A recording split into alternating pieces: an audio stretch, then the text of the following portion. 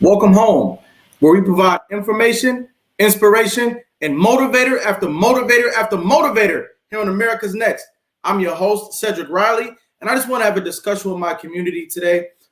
Check the temperature out there in the community and have a discussion about things that are going on and what's going on with me. We got folks coming into the building, so I want to acknowledge you right away. Good morning. Good morning, Mom. How you doing out there? Today, I want to talk about a few things. I find it time to become a mentor. That's right. I like to find a young man out there, or a young man and a young lady out there, and mentor them. There are some things that I would like to teach. There are some courses that I would like to have them in, and there's some lessons that I want to get into. Mentors were a big part of my growth. I knew that there were things that I needed to learn out there. There were things that I wanted to learn out there, but I can't teach them to myself. The same way young men and women out there today, they can't teach themselves the things that they don't know. That's where we come in. We come in to show young people something that they might not have ever seen, provide an experience that they might not have had. And then you partner with them for years to come.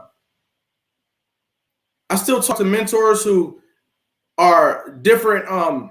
They have specialties in different areas that I'm interested in. And now I'm interested in giving that back. So what are my thoughts? My thoughts are that I can partner with a parent or organization to mentor a young man. And when I say mentor, what I mean is meetups with the mask on, of course, until we get back to a sense of normalcy. Phone calls, check-ins, and a yearly itinerary that can be beneficial for both of us. I say beneficial for both of us because I can learn from other people as well. But mentorship is key. I want to provide that challenge out there to the community as well. Grab somebody and mentor them. Mentorship is something that we should be focused on right now. What are your thoughts about mentorship? And I know there's different words for it. So whether you call it mentorship, being an advisor, being a guide, where are you on that? We've got to get into it. There's a lot of things that can be talked about. There's a lot of things that can be focused on, but we need to remember the value of mentorship. Somebody needs you out there. That's right. Somebody needs you out there. Now that that's out the way, just know you can get in touch with me at www.motivatefosterkids.com. Fill out a contact form. You can email me at cedricspeaks@gmail.com. I am prepared. I'm more than prepared to mentor a young man or a young man and a young woman and bring them up to speed on the things that I think are necessary tools moving into adulthood. A few of my mentors are in the building this morning. I want to say good morning to you. Uncle Tremaine, good morning. That man right there is a great mentor of mine.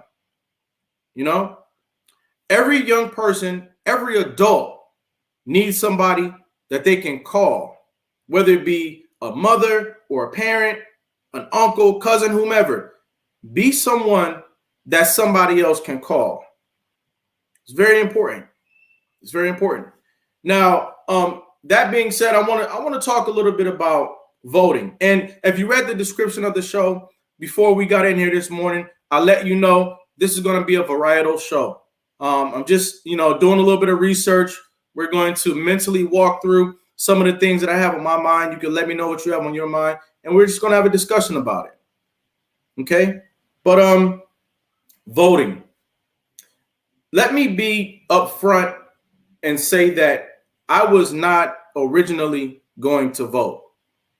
Now, before everybody, jump out, before everybody jump off the top of the building and try to DDT me and all that nonsense, I did vote. Okay, I gave the stickers to my children. I voted. Shout out to the members of the Mount Leadership Society that I was a part of. We had a conversation, and I said that I was considering not voting. And nobody thought it was a good idea. Nobody thought that it was a good idea not to vote. Now, I'm somebody who I listen to other people's thoughts. I mean, I'll run an idea past you, and if you think it's a terrible idea, then I have to take a step back and analyze, why is this a terrible idea?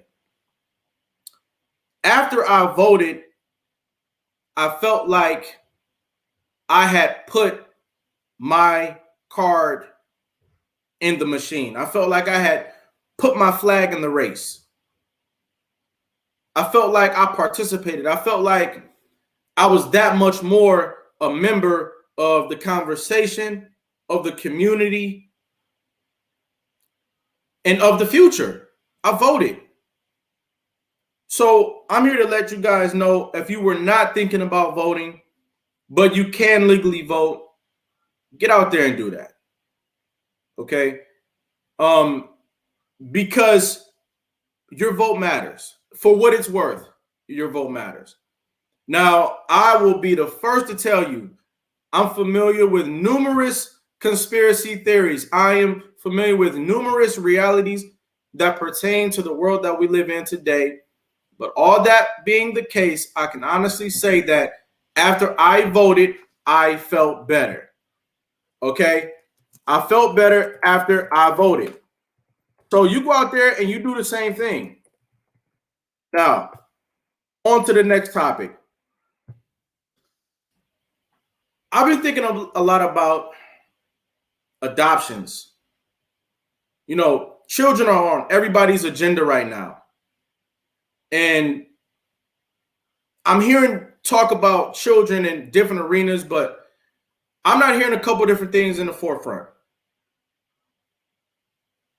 Regular, middle of the road children need to be adopted. Let's not forget about that. When we talk about international adoption, we talk about newborn baby adoption. When we get to the top tier communication platforms, remember, ordinary young people need to be able to have a place to call home as well. Regular, ordinary young people. Okay, I'm not talking about specialty areas when it comes to voting. When it comes to adoption. I'm talking about regular, ordinary children need to be adopted. Don't forget about that. We're focusing on different aspects of adoption, but we got to keep it plain and we got to keep it clear. Regular, ordinary American young people need to be adopted. Okay? And remember, when you talk about groups of people who have a place to call home, all of the young people in America who don't have a place to call home will become your next homeless people. They'll become your next statistics, disparities, and successes. The population of youth in foster care and the child welfare system are America's next motivators. Look around. They make it out and they become champions, which brings me to my next varietal point. There's a big fight this past weekend by a gentleman named Gervonta Tank Davis. So I'm a big fan. I jumped through all types of hoops to watch that fight. I'm a big boxing fan, by the way. And in his introductory media, he's explaining how he was in foster care. Light bulb went off. Youth in the child welfare sector, ordinary Americans in child welfare are America's next motivators. Okay? Remember that. They're a part of our American family. We can't talk about America and not talk about America's youth in foster care. We can't talk about the international presence of the United States without talking about the needs and the essential requirements of youth in the foster care system. Let's not lose that. Media is big. I get it. There's a million things that we need to talk about out here. Don't forget the importance and the relevance of youth in the foster care system. Okay? Now, Javante Davis, I'm a big fan of his. He did win. He went on to win. I'm a big fan of boxing. Right? Let's move into sports. A lot of people, because I listen to conversations. I'm also a barber, if you don't know. I'm a master barber by day. So I listen to all different types of conversations. Some of that conversation I bring here to the show. There's a lot of things I want to talk about, but I can't talk about because of the formalities of a platform such as this one. But I'll bring you snippets. I'm into sports. A lot of people are feeling different types of ways about sports, you know? And so now I consider, is sports something that is essential? What's my take on it? What's your take on it? I'm not gonna lie. I think sports are essential, y'all. I think sports are key. I do. Because men and women have we have an instinctual need to be competitive. And sometimes competition in a boardroom or competition in a more sophisticated space, it's only but so far you can go. I mean, you just can't start yelling and, you know, throwing things and getting aggressive. The professional space doesn't understand that very well. But we do need a place where we can yell, get physical, be competitive, think, all those things rolled up into one activity. There's your sports. But should sports take the place of masculinity? Should sports take the place of what it means to be a woman? I don't think so. I don't think so at all. I think that's the point where we have to look at sports and say, okay, are we being distracted now? I can't be measured as a man by how well I play with a basketball, football, golf ball, you name it. And so I'm going to say that we need to look at what is it that makes us adults? What is it that makes us good adults? The type of adults that don't end up in a negative statistical category. And we need to figure out, are we doing enough training and encouragement in those areas? You know, I talk to a lot of people that don't know how to share their story. And I'm just not talking about here on the platform. I'm talking about out in the world in general, in firsthand experiences. A lot of people, we're not becoming communicators. Okay? And so we think about something like sports and we use that as a measuring stick. We always use sports analysis or sports analogies as measuring sticks. But how well are you able to tell your story?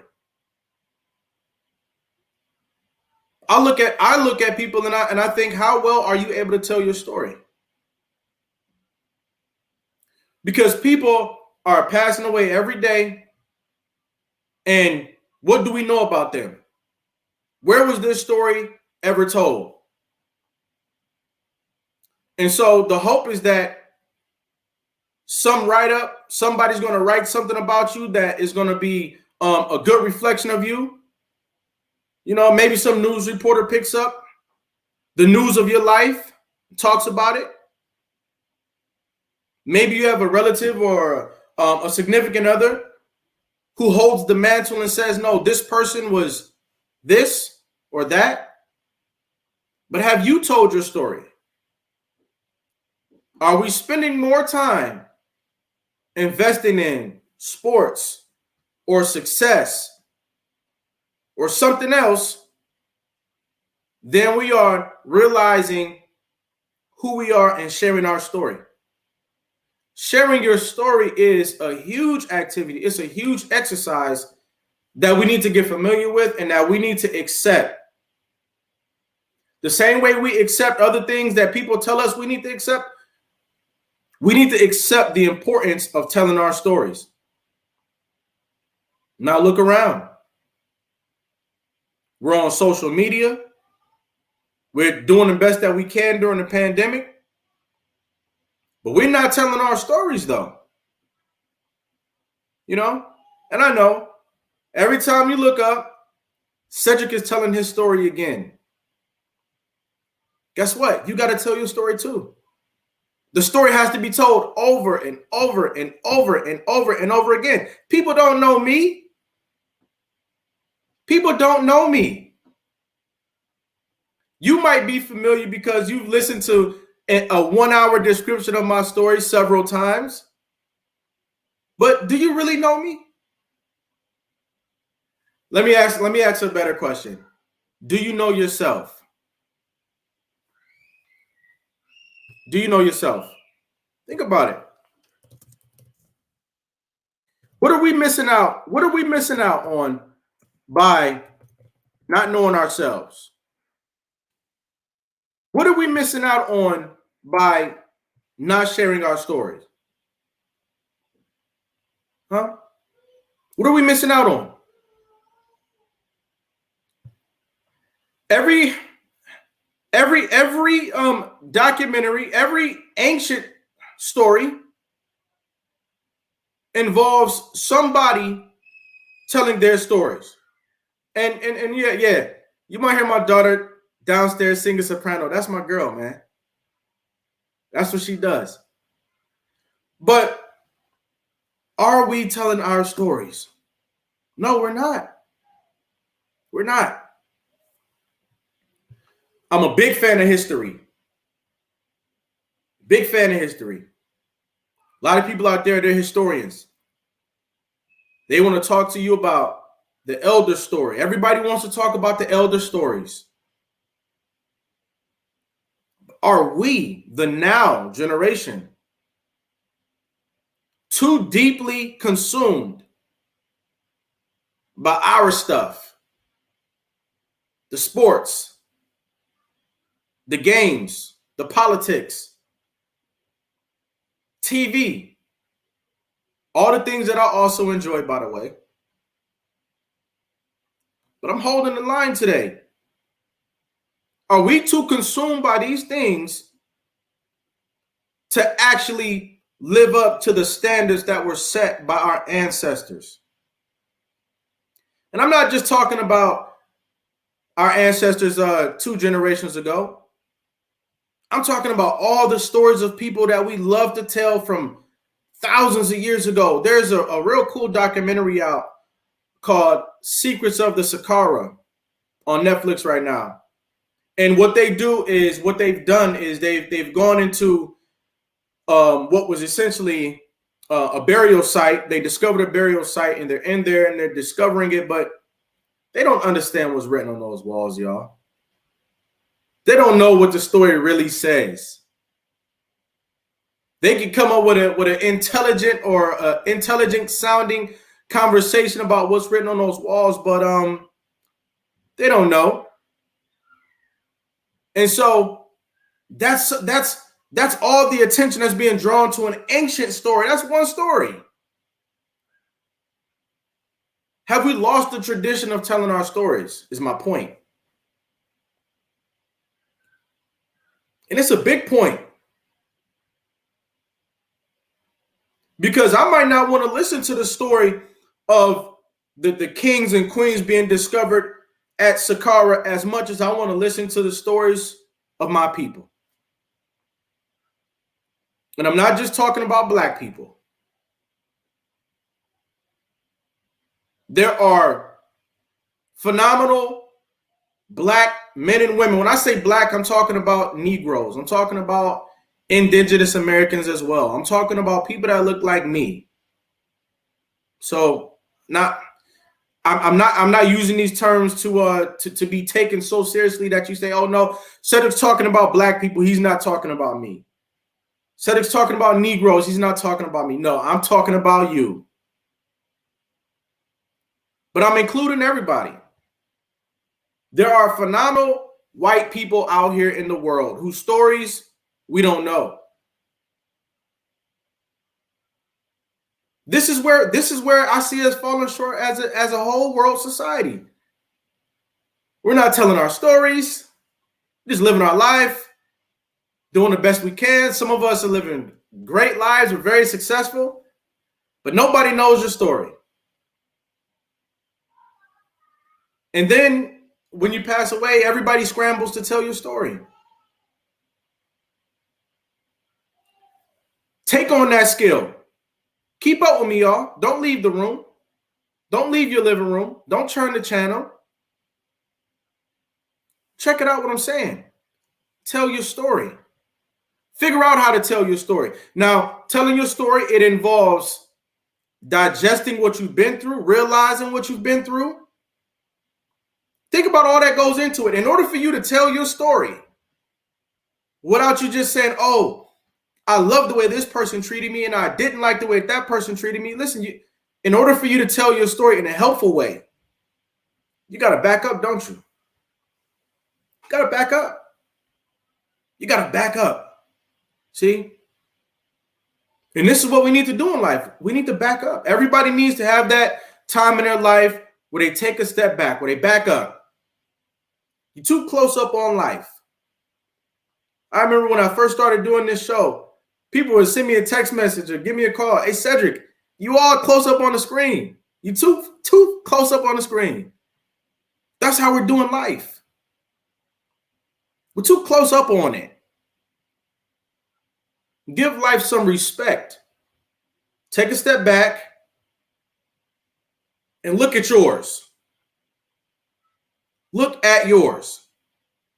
And be able to share what's happened in it for the next person. You think the young people today don't want to listen to your stories? But we're all a part of the success of rap music. You think young people today don't want to hear your stories? But we're all members of the success of social media. We want to hear your stories. Which brings me to this. Social media. We try to get into social media. We talk about different things on social media. We try to, share our stories a little bit on social media. But far too often we ignore each other on social media. I realized people put things on social media so that you can look at it, interact with it, say something about it, crack a joke, do whatever. But acknowledge it. Social media is a platform that we are now using to share our stories. Right? So when somebody poses a comment or a question for interaction on social media, we got to interact with it. Because if we don't, then we get left behind. The internet is now to be taken seriously. This is your second existence. Soon to become in competition with your first existence. Facebook is a street. Instagram is a street. YouTube is a street. All right? There's a big world out here called the internet. The World Wide Web. That's where we live at. We live in the World Wide Web. Now, a lot of you out there, you know me. If you saw me out on the curb talking, you would probably say, hey, Cedric, what's up? Or, okay, Cedric, I hear you. You would at least wave, right? The people that just drive by, and I know it might be funny, but if I'm standing out here holding a conversation or an event or whatever, the people that just drive by, making sure that I'm getting exhaust smoke all over my event, making sure that they hit the curb a little bit so I get rain and water all over my event, those people will be considered haters. So now, look at the world that we live in today. Realize that people are communicating on social media. They're trying to tell their stories on social media. And I am, on this episode, letting you know the importance of us telling our stories. We have to allow social media to be a place where we can tell our stories, and then we've got to start to support that. Support people communicating on the internet. Because we're moving into an era where if you can't communicate on the internet, if you can't understand tech, if you can't get into that space, you're going to be a dinosaur. You're going to be a dinosaur who had a valuable story that nobody knows. So when you see people out there on the internet trying to communicate, drop them a line, right? Wave, drop a like, get involved on social media. That's what we got to do. We got to become harmonious on social media. Harmonious. I know 1,000 of y'all. I know 1,000 of you who follow me on social media. My episodes should have at least 500 of you.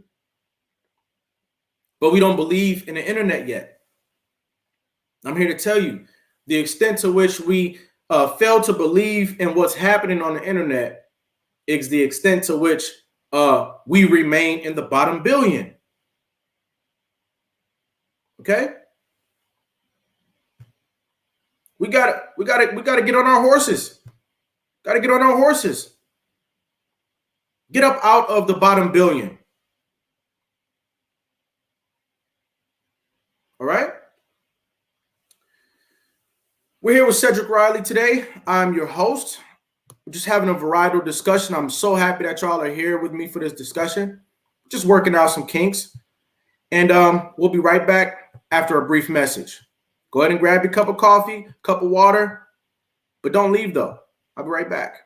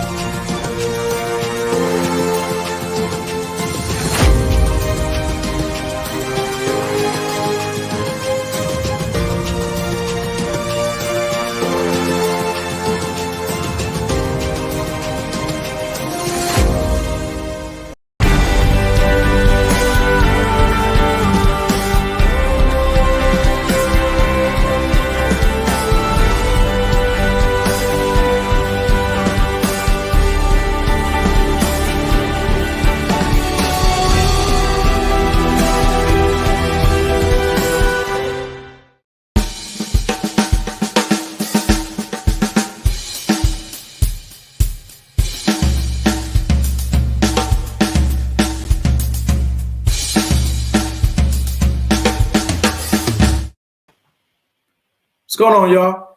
I hope that y'all are feeling all right out there. We got a couple comments in the building.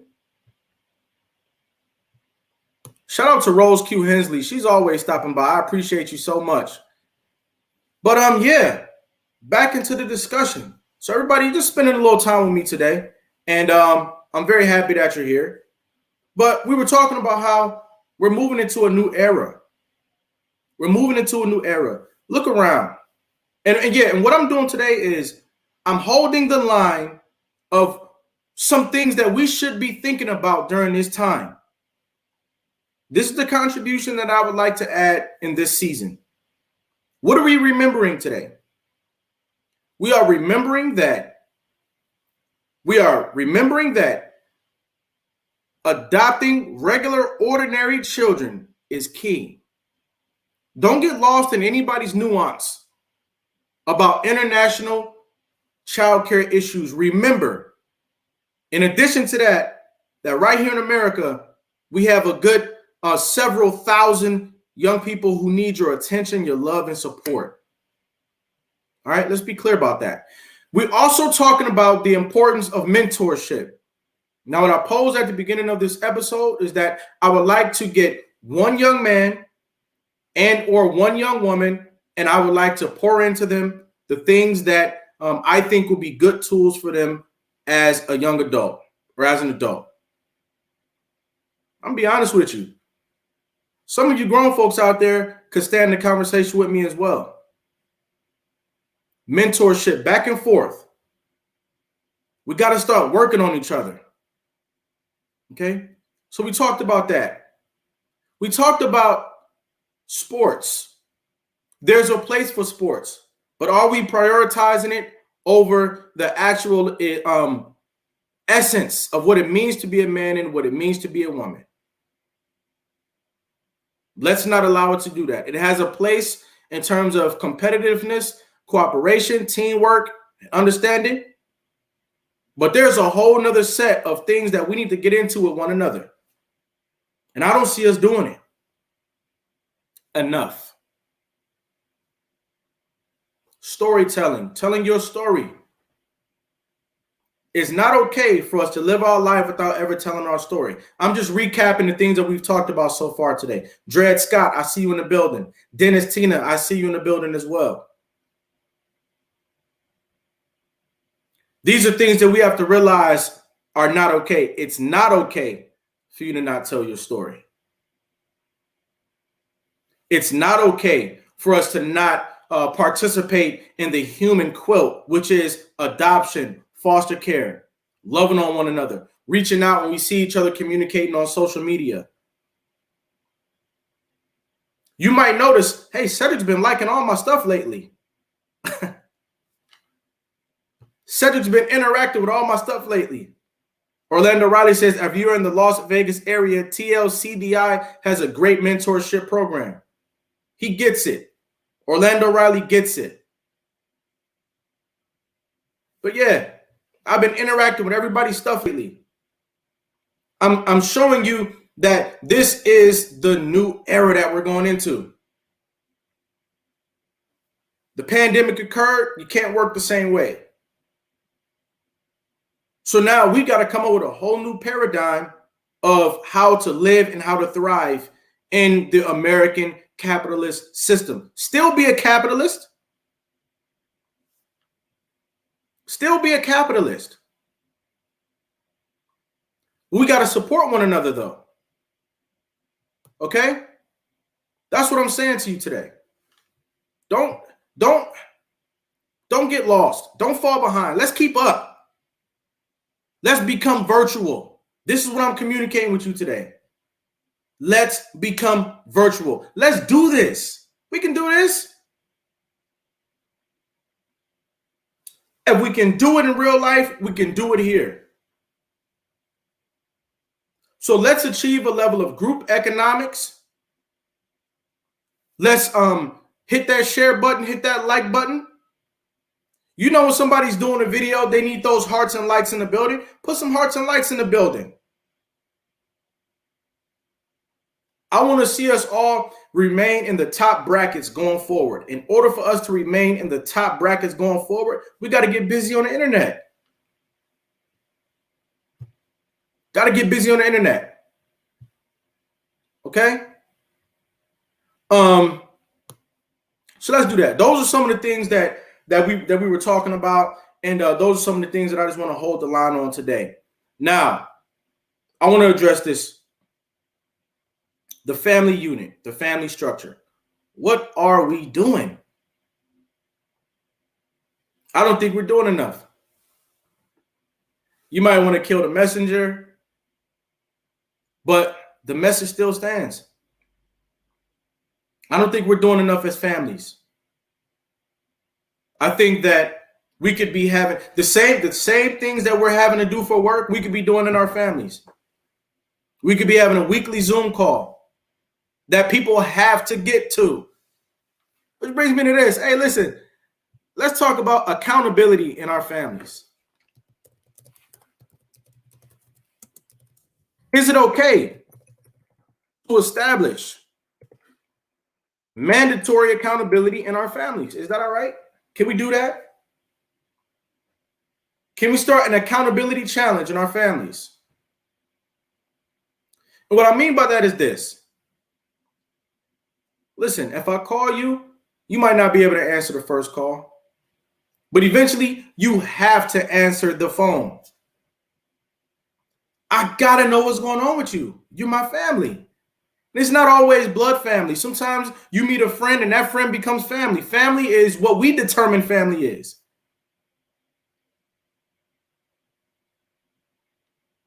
Mandatory that you let me know what's going on with you. Zoom calls. Let's do that.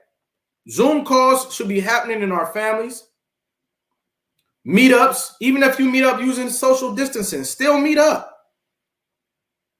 I might tell you on the phone or on the internet that everything is fine. I personally know someone who has cancer, but every single thing that they post on social media is a positive quote. So you look at their social media and you think, oh, they're perfectly fine. I scroll, all I see is positivity. But when you do the Zoom call, they cut their camera off and they cut their mic off.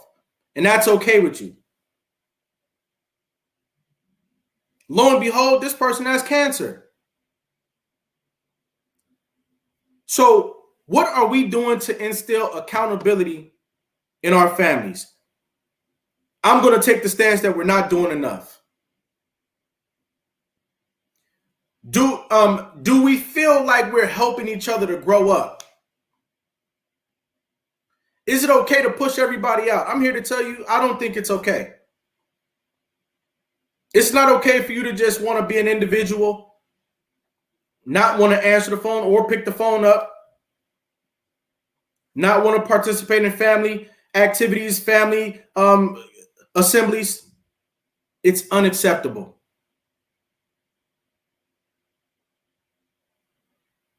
I got to hold the line this morning. Let you all know. What are we doing as a family? Is there a family trust? Is there a family trust? So a lot of people, we see different concepts going around. Is there a family trust? Star C Ham, you have to lay eyes on people. Get back to sitting in cars, writing letters. Let people know you thought about them without a doubt. That's what I'm talking about this morning, y'all. A handwritten letter, letting them know you crossed the T's and dotted the I's to the very end. You care. I don't think we're doing enough of it. Huh? And it's not all about money. I know accountant is the root word of accountability, but I'm not talking about everybody's bank account today. I'm talking about your spiritual account. Is your family having a positive impact on your spiritual account? I know. Listen, I'm nobody's I'm nobody's preacher.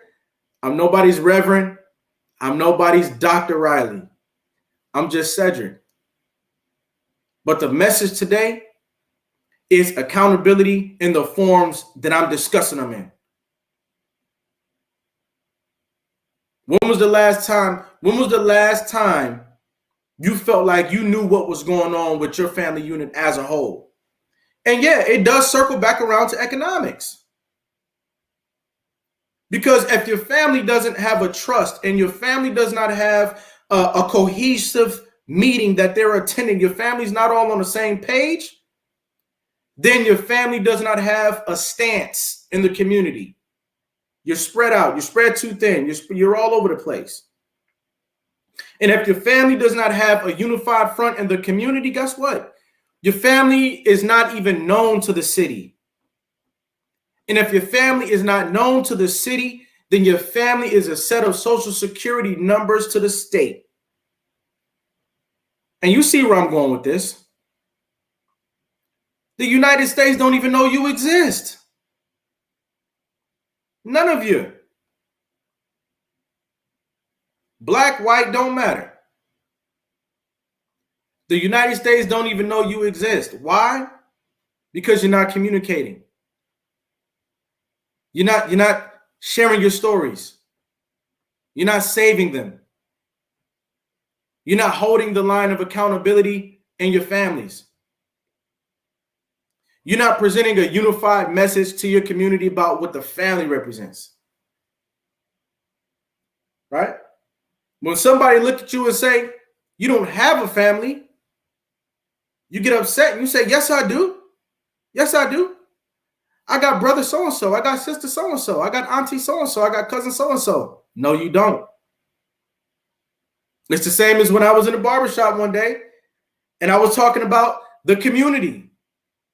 When I tell you, them folks looked around, they turned around, and they told me, listen, Cedric, ain't no community. There's no such thing as the community. What are you talking about? I don't identify with the community because we don't have a unified message. We can't agree on something as foundational as accountability. And maybe that's why we love to talk about the stories of old. We love to go back and dig up ancient burial sites and talk about the greatness of those men and the greatness of those women. We love to look back on the generation 2-3 generations ago and say, hey, my great, grand, or my great, what they did was phenomenal. But if you go back and if you could be a part of that time, the accountability was different. When the elder statesman says, hey, let's come to the table, everybody comes to the table. When the matriarch of the family says, let's come together, everybody comes together. We have to hold the line on that, or else we can't get anywhere. So what am I saying today? I'm saying this.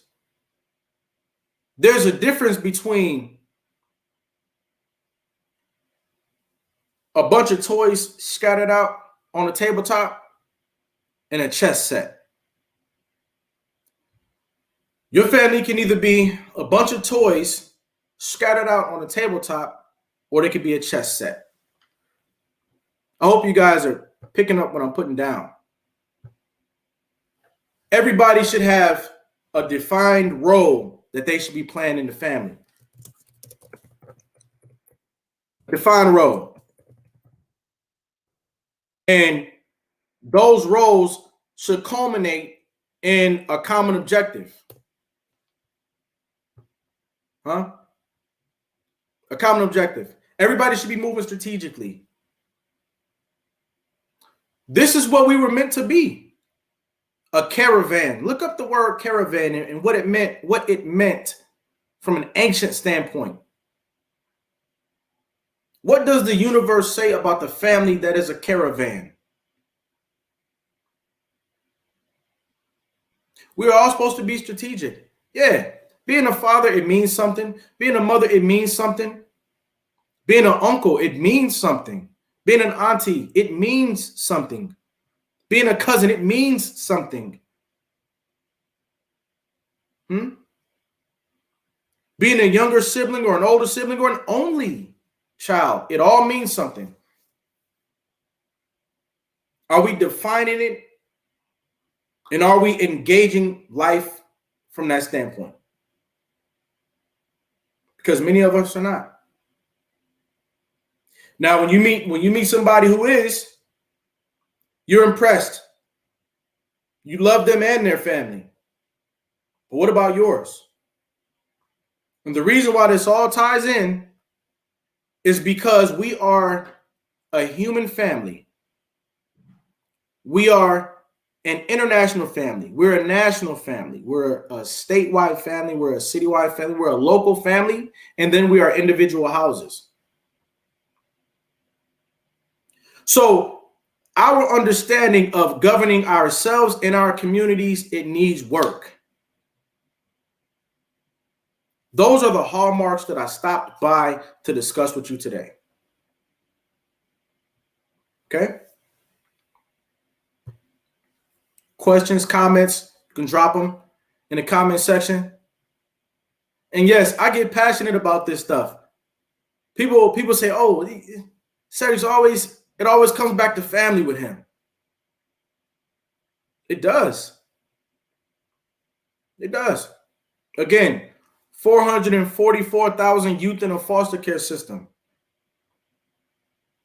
Most of those people ended up in the foster care system because there is a chink in the armor of their family somewhere, some way. Think about yours.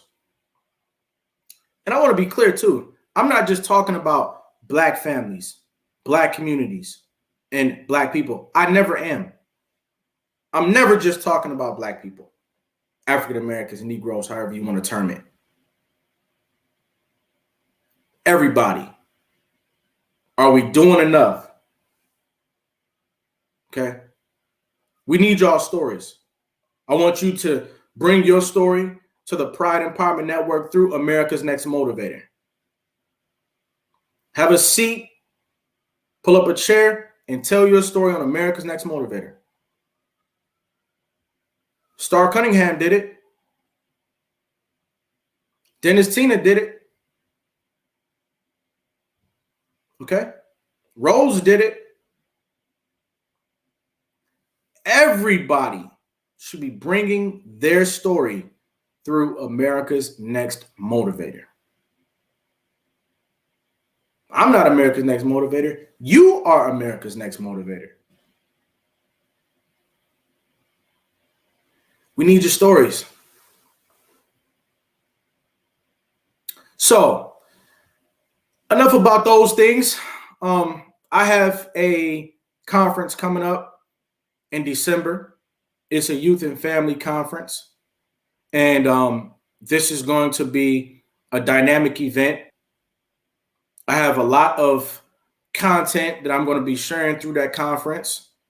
We're going to be covering things that affect your heritage, confidence, goals, teachers, lessons, experience, life, who you're sharing with, and what you're creating. All those things are going to be impacted at this conference. This is the type of conference that I see that we need to have.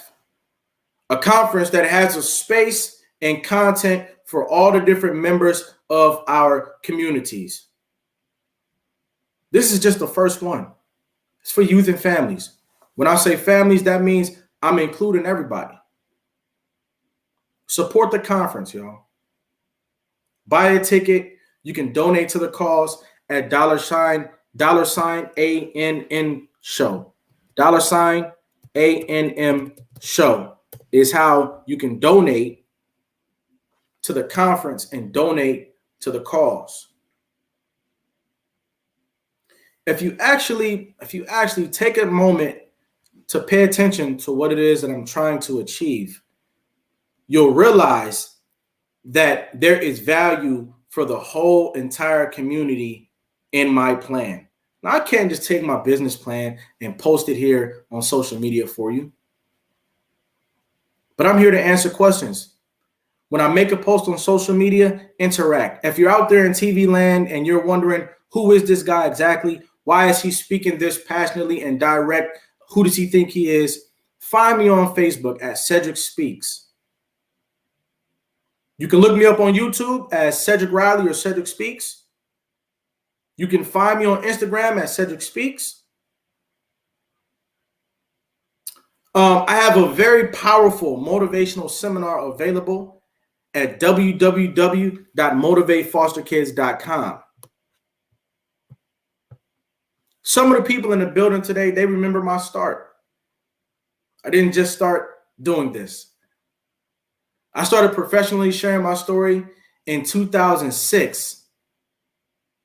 Since 2006, I've been sharing my story. It has not, more often than not, have not been scripted. It's like I'm not scripted today.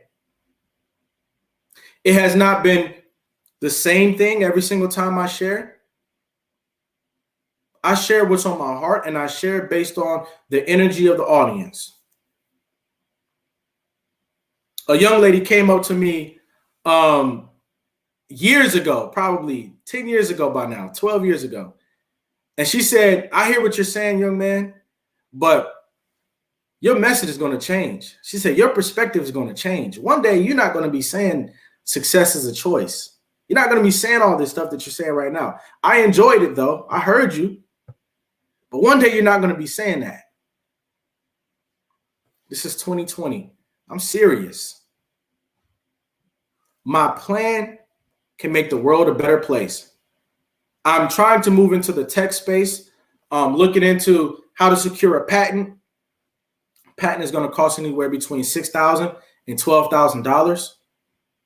But even before I have that patent, I still put my big idea out there. I put it out there because once you put it into the universe, then it starts to come to pass. And then I can find ways to collaborate to do my version of that which I put out into the air already.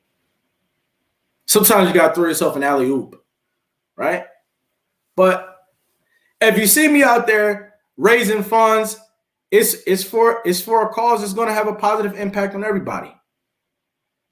Interact with each other on social media. Interact with me on social media. The internet is our new home. It's our new second home. And we've got to treat it as such. All right? So I appreciate everybody for tuning in today. I thank you. You know, I just wanted to spend some time talking to the public today, letting you guys know who your host is. And I try to be formal on here and assert some level of political correctness and stuff like that. But I'm interested in doing a podcast as well, where I can just get into a more raw form. Reach out to me. I'd like to do a podcast. All right. So what were my encouragements today? My encouragements were become a mentor. I'm seeking someone who I can mentor. Get involved. Oh yeah, vote. Voting made me feel great. I expect you to go out there and give it a shot as well. Shout out to my peers who let me know, hey, Cedric, if you don't vote, you're wrong. Shout out to those folks out there. Accountability in our families is key. If you don't gain accountability, you're nowhere in the eyes of the world. If you don't instill accountability in your family is nowhere in the eyes of the world. So let's go. Okay? I'll be looking out for your stuff. What else did we talk about today? These streets. Instagram, YouTube, Facebook. These are the new streets. Embrace it. We can compete in a global society. All right? All type of amazing things can be born out of what we do here on the internet. Let's get it going. Let's get it going. All right? I look forward to seeing you all tomorrow for our show. We have a phenomenal guest who's going to be here tomorrow. We're going to have a great conversation. She's going to share her story. She is going to put it all on the table, let you know about her cause. I'd love to see you guys get in here and support that. And remember, I want your story too. It's not just for me, it's for everybody. Okay? Who's going to tell your story? Are you going to leave without telling your story? Are you going to transition without sharing your story? Okay? Let's not do that. I could go on and on, but I'm going to bring it to a close here. I wanted to find a clip of me speaking at a recent conference, but you know what? You guys can go out there and find it yourself. And I have it pulled up, but I'm not going to play it right now. Ambition the Poet Harper did an event called the Motivator Conference. It's 4 hours of content. At exactly 3 hours and about 55 minutes or 56 minutes, I come on to the stage. I shared an energy and I shared a brief message that I'd like you to go there and pick up. All right. Ambition the Poet Harper Motivator Conference at 3 hours and 56 minutes. I'm sharing a 4-minute message there for you. Everybody be well. Watch this episode, replay this episode, share this episode out. Get us some hearts and likes in the building. Each and every episode of America's Next Motivator is going to have something here for you. All you've got to do, just like you did today, and I appreciate you, is stop by and pick it up.